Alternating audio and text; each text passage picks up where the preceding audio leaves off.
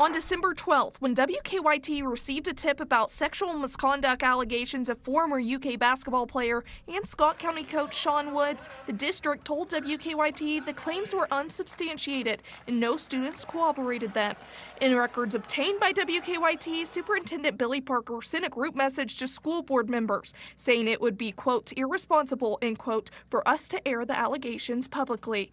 Now, months later, that same coach is suspended with pay after two mothers received notice from state investigators that found their daughter's claims substantiated. These are not rumors. These are the school system's records.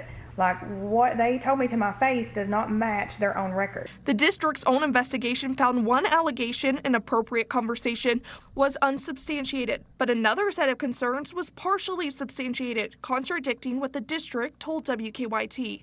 Students told investigators the coach led discussions involving, quote, parties, drinking, and sex, end quote, with some describing the classroom as ineffective and undisciplined.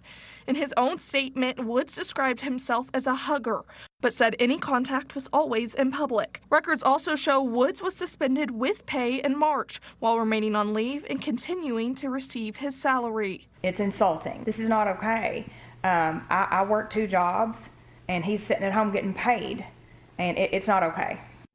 And it wasn't just students raising concerns. Staff members also filed written complaints. One email describing an incident of October of 2025 says a conversation in Woods' classroom became uncomfortable due to inappropriate comments. Months later, in March, Kentucky Child Protective Services substantiated abuse or neglect findings, and the Scott County Sheriff's Office started its own investigation. Now, families say the bigger issue is how the situation was handled. I understand that creepy isn't criminal, but you understand that grooming is a precursor to sexual abuse. There are definite warning signs, red flags. Documents show that Woods will not return from the 26-27 school year. In Scott County, Carly Hodgson, WKYT.